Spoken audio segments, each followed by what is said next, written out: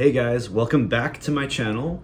As you can see, I just recently bleached my hair. I did it this weekend.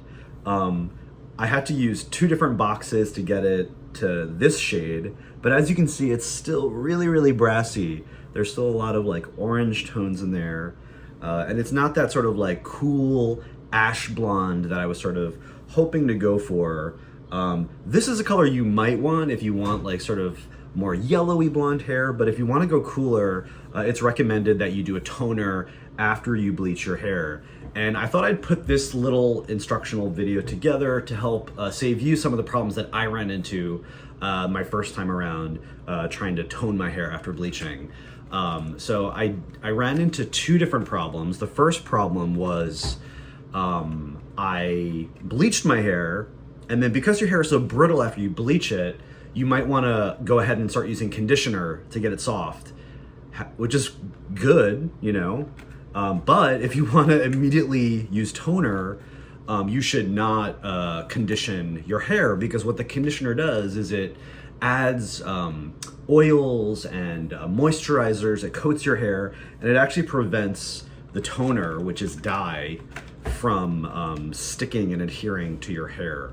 So just so you know, 2 days ago, I went ahead and I did just that. I used the toner. I used, and I'll put the information down below, I used T18, Wella T18 Toner with a V10 Developer, and it looked the same, like nothing had changed. I think mentally I was like thinking it changed, you know, because you're like, oh yeah, maybe it is a little bit less brassy, but no, it looked exactly the same. So this time around, it's 2 days later.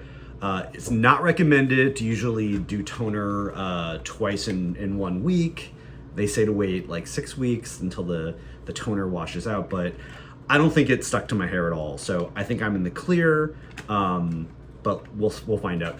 The other thing that I ran into a problem with is my hair was not bleached white enough for T18. So if you're going to use Wella T18 toner, your hair is going to have to be a step lighter than this. But I'm happy with like the brightness of this blonde. I don't want to go like too bright and platinum. So for this shade of blonde, you're going to want to go with a T14. The difference being that T14, Wella T14, tints blue, which neutralizes orange, versus T18, which is violet, which is better for like paler blonde color, like a yellowy, you know, violet counteracts yellow, blue counteracts orange. So I've got my T14. The other thing is using a 050 tint additive. It's called an additive. It's super blue. You're supposed to add some of this to the T14 and mix it up. So I figured I'll just walk you through the process of mixing this up, and we'll see it before and after. Let's do it. First step is to actually towel dry your hair. Do not condition. They say you can shampoo if you're using like a pH neutral shampoo, but you know what? Just don't shampoo or condition. Just get your hair wet to the touch, not too dripping wet, and just towel dry it, and then go ahead and mix up your toner. So go ahead and add the entire bottle of T14 into some sort of bowl or mixing tray.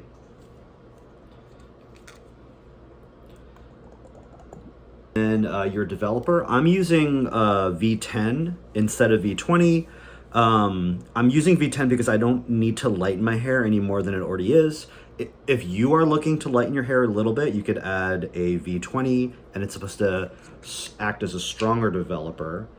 So next up is, it's a 2-part developer to 1-part toner. So go ahead and fill up this bottle twice and add it into the mixture.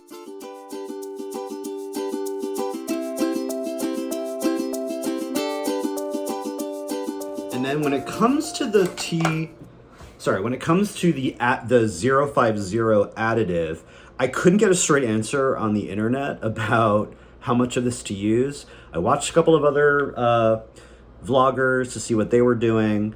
So what my conclusion that I've come to is I'm going to be using half the bottle of this. I think that had like the nicest results compared to what I saw. I saw someone who used a quarter of the bottle, like up to where the finger is right there.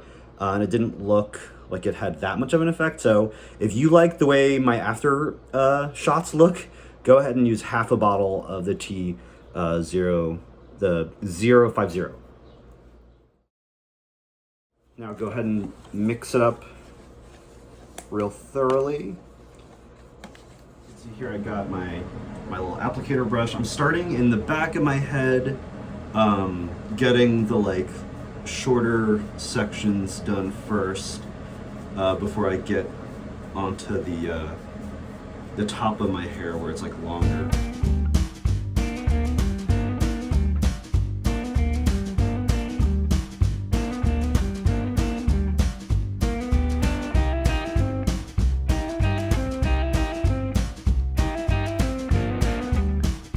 All right, now that the toner mixture is in my hair, I'm gonna let it sit for anywhere between 20 to 30 minutes because it's a V10 and not a V20. V20 tends to work more intensely. It's like a more concentrated solution, so you might not need it in as longer. I could already start to see it's like looking, you know, darker or ashier, you know, taking some of the brassiness out. So I'm gonna leave it in and then wash it out, and then we'll come back and see what it looks like.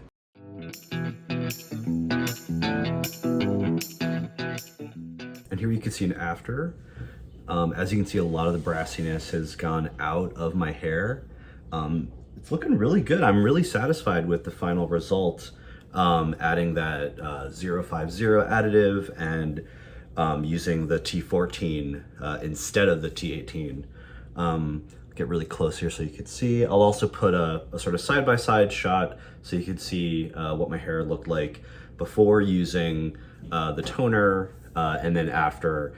You could really see a lot of the warm brassy tones are gone, and now it's more of like a more like subdued blonde with like slight tint of gray to it, more like an ash blonde. So I hope you enjoyed this video. I hope it was useful. I hope I saved you some of the problems and issues that I had trying to get this result to help streamline your process a bit. If you like this video, feel free to go ahead and like it and subscribe to see more content down the line.